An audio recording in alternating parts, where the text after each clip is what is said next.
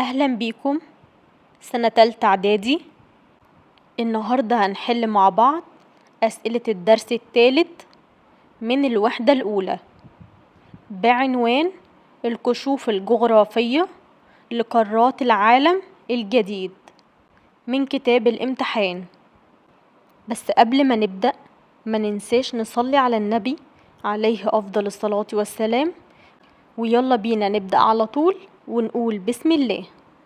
السؤال الأول: أمام خريطة للعالم اكتب ما تدل عليه الأرقام التالية.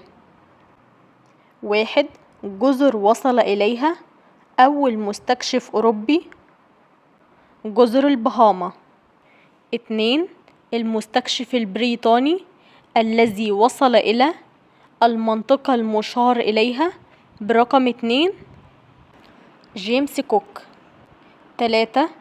مضيق ماجلان. 4. الجزر التي وصل إليها المستكشف البرتغالي ماجلان، جزر الفلبين. 5. الدولة التي قامت بتمويل رحلة كولومبس الاستكشافية، دولة أسبانيا. 6. مستكشف أوروبي أطلق اسمه على القارة المشار إليها برقم 6، أمريجو فيسبوتشي. اختر 1. أي مما يلي كان يمثل دافعا سياسيا لأوروبا للقيام بالكشوف الجغرافية، فرض نفوذها خارج حدودها. 2. كان هدف المستكشفين الأوروبيين من البحث عن طرق جديدة الوصول إلى الهند وشرق آسيا. 3.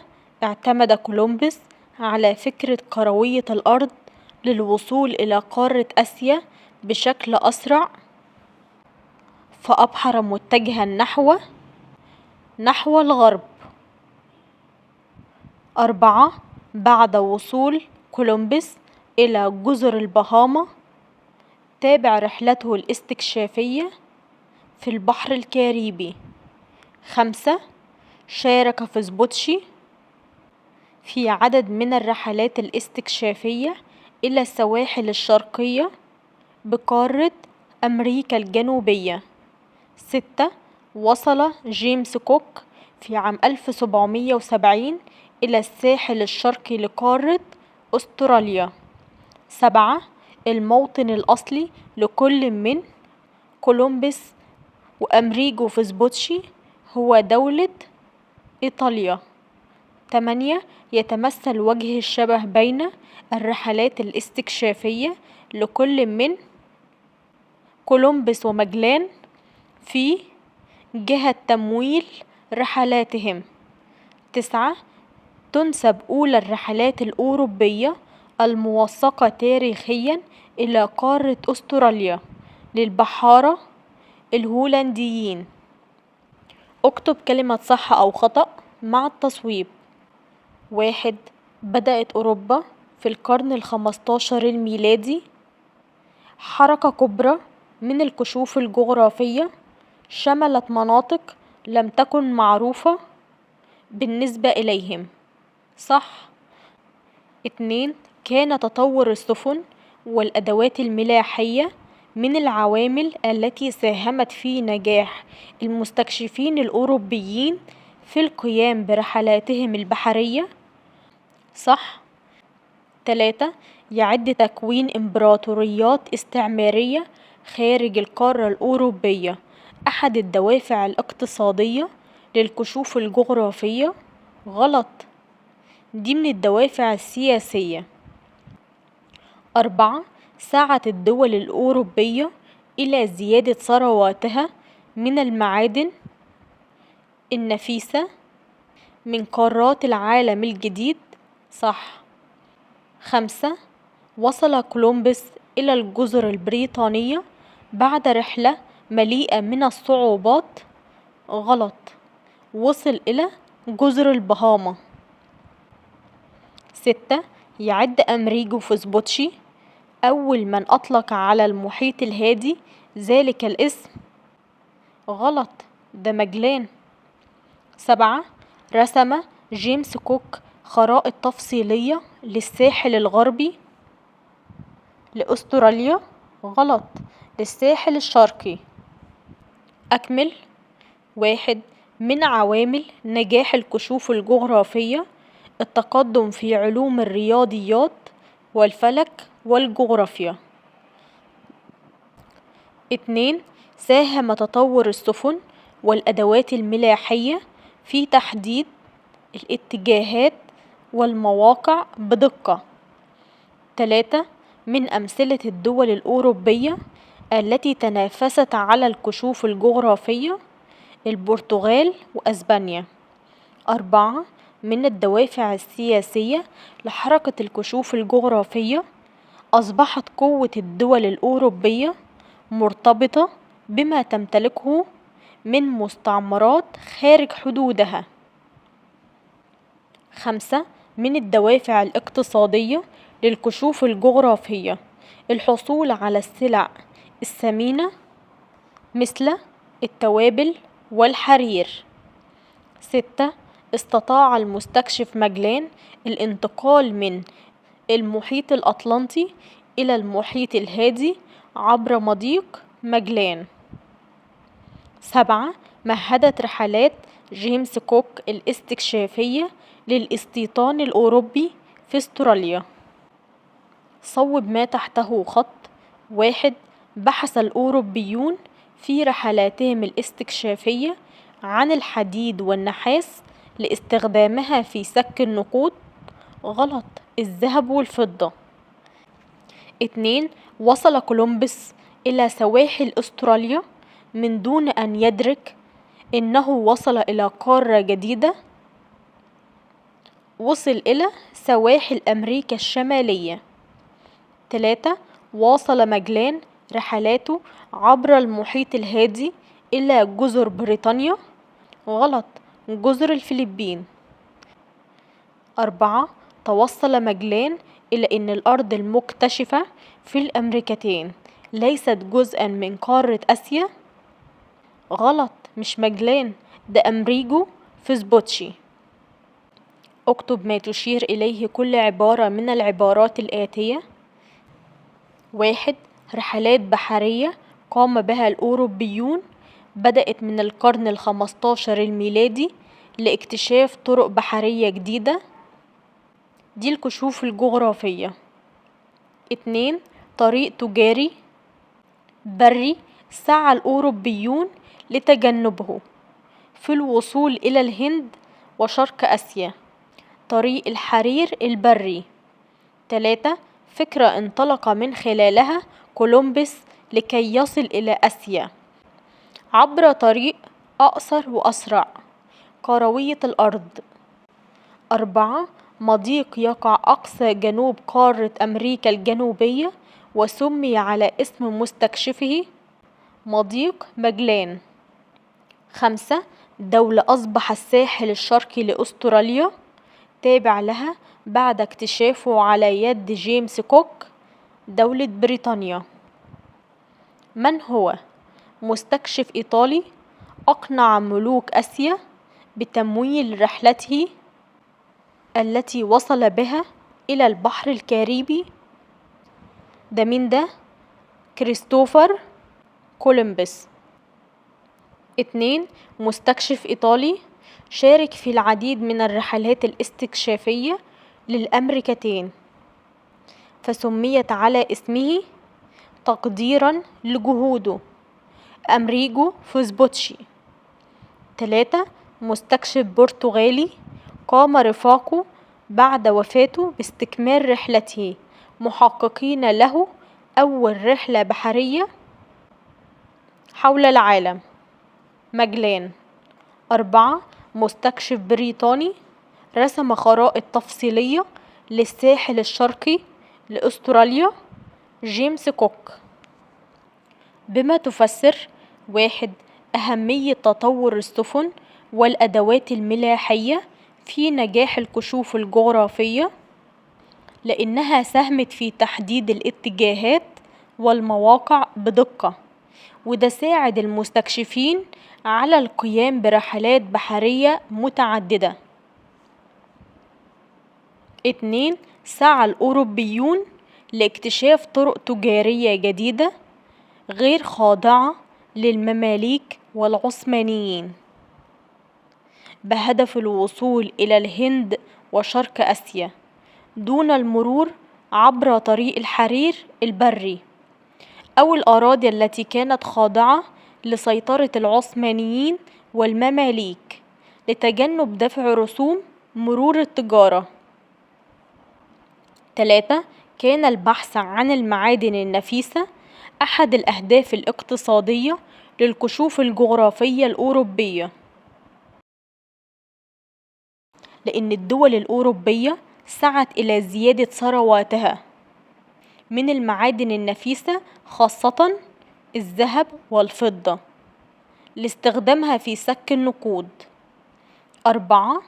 إطلاق مجلان على المحيط الهادي ذلك الاسم لأن أمواجه بدأت له هادئة أثناء رحلته البحرية بالمحيط الأطلنطي. 5. الأهمية العلمية لرحلة مجلان ورفاقه لأنها أول رحلة بحرية حول العالم قدمت دليل عمليا على كروية الأرض.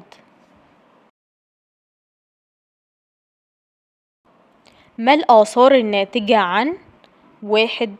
التقدم العلمي للأوروبيين في علوم الرياضيات والفلك والجغرافيا في بداية القرن ال15 بالنسبة للكشوف الجغرافية.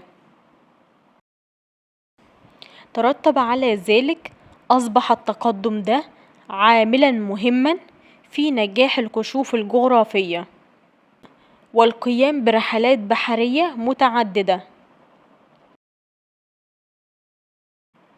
2. مرور الأوروبيين بالطرق التجارية التقليدية التابعة للعثمانيين والمماليك. ترتب على ذلك دفع الأوروبيين رسوم مرور التجارة وسعي الدول الأوروبية في البحث عن طرق تجارية جديدة عشان يقدروا يوصلوا للهند وشرق آسيا دون المرور عبر الطرق التجارية التابعة للعثمانيين والمماليك.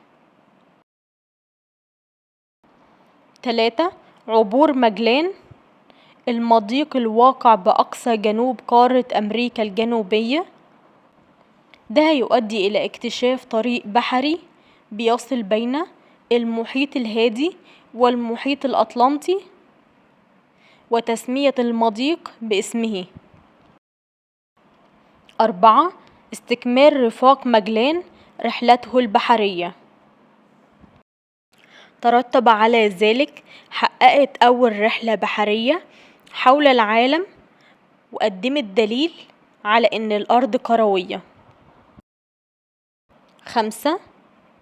الرحلات الاستكشافية والإسهامات الجغرافية لأمريجو فيسبوتشي.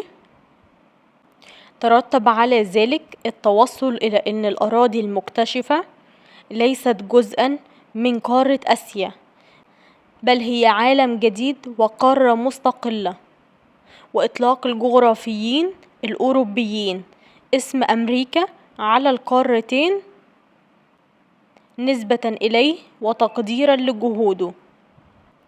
6. إعلان جيمس كوك تبعية الساحل الشرقي لأستراليا لدولة بريطانيا.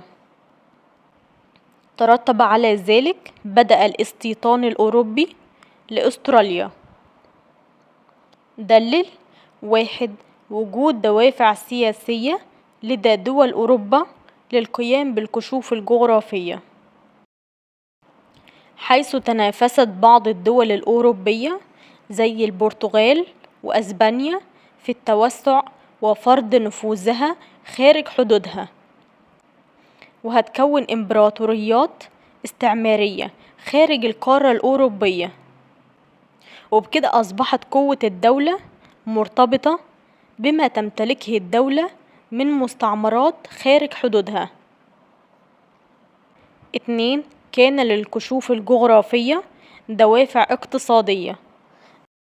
تمثلت الدوافع في البحث عن طرق تجارية جديدة للوصول إلى الهند وشرق آسيا من غير ما يعدوا على طريق الحرير البري أو الأراضي اللي تحت سيطرة العثمانيين والمماليك.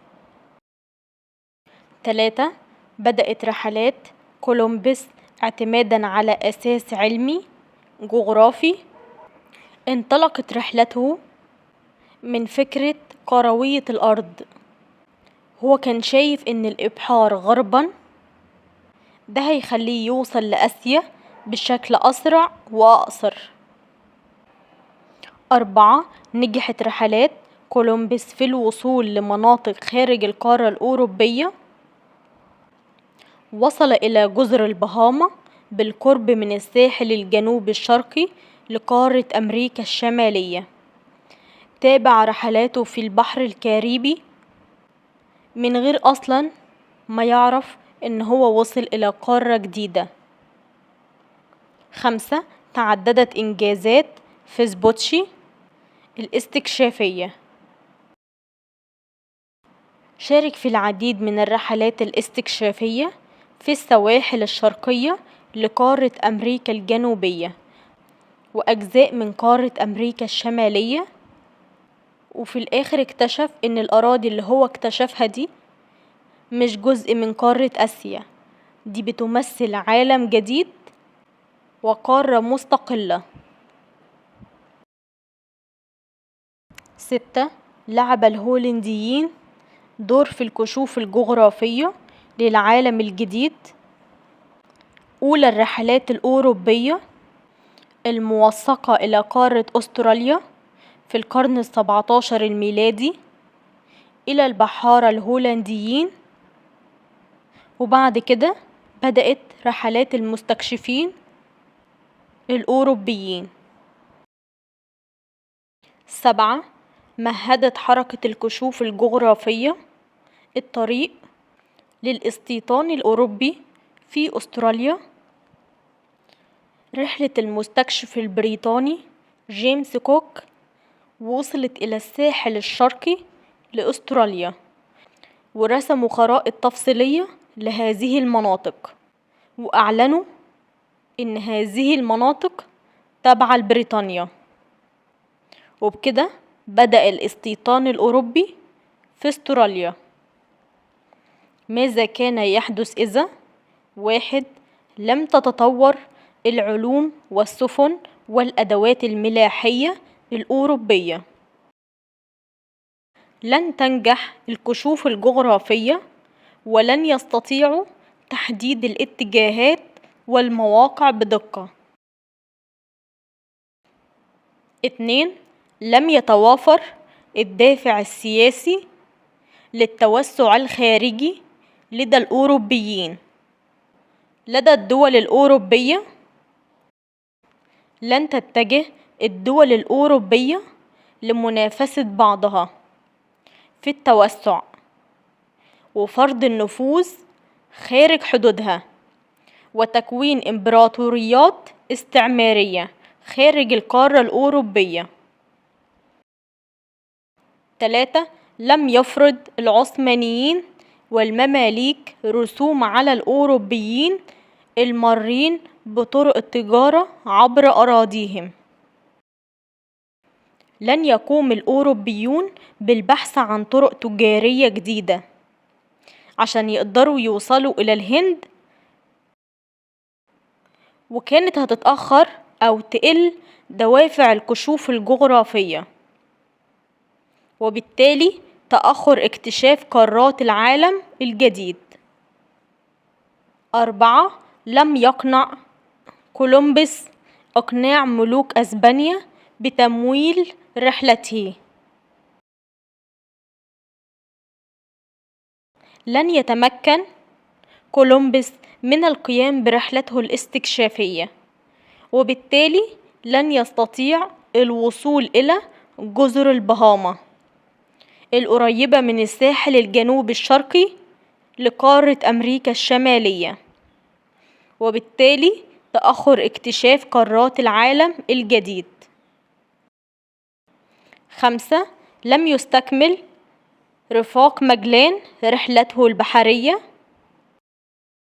لن يعودوا إلى أسبانيا محققين أول رحلة بحرية حول العالم، وبالتالي لن يتم تقديم دليل على أن الأرض كروية. ما العلاقة بين 1. التفوق العلمي والملاحي للأوروبيين وحركة الكشوف الجغرافية؟ ساعد تقدم الأوروبيون في علوم الفلك والجغرافيا والرياضيات وتطور السفن والأدوات الملاحية على تحديد الاتجاهات والمواقع بدقة، وبالتالي نجاح الكشوف الجغرافية والقيام برحلات بحرية متعددة. 2. التنافس بين البرتغال وأسبانيا والكشوف الجغرافية. تنافست البرتغال وأسبانيا في التوسع وفرض نفوذها خارج حدودها وتكوين إمبراطوريات استعمارية خارج القارة الأوروبية، فكان ضمن الدوافع السياسية للقيام بالكشوف الجغرافية. 3. الموارد الاقتصادية والكشوف الجغرافية الأوروبية. من الدوافع الاقتصادية للكشوف الجغرافية الأوروبية السيطرة على الموارد الاقتصادية زي المعادن النفيسة زي الذهب والفضة، والحصول على السلع الثمينة زي الحرير والتوابل. 4. بريطانيا والاستيطان الأوروبي لأستراليا. أدى وصول المستكشف البريطاني جيمس كوك إلى الساحل الشرقي لأستراليا وإعلان تبعيته لبريطانيا، وبكده بدأ الاستيطان الأوروبي لأستراليا. قارن بين الدوافع الاقتصادية والدوافع السياسية للكشوف الجغرافية الأوروبية.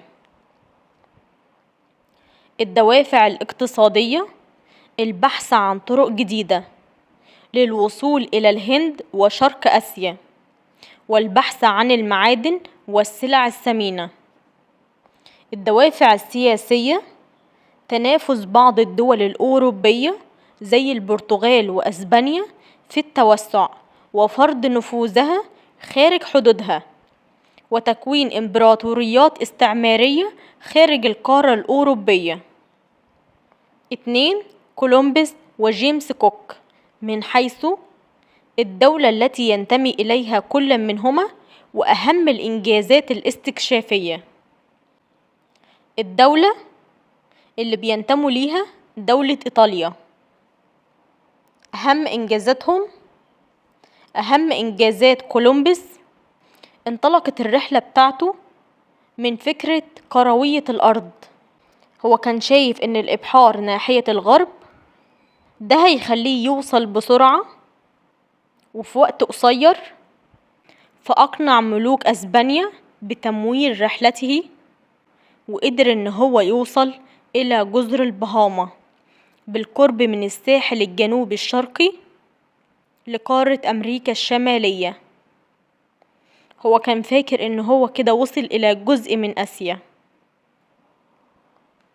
أما جيمس كوك شارك في العديد من الرحلات الاستكشافية إلى السواحل الشرقية لقارة أمريكا الجنوبية وأجزاء من قارة أمريكا الشمالية.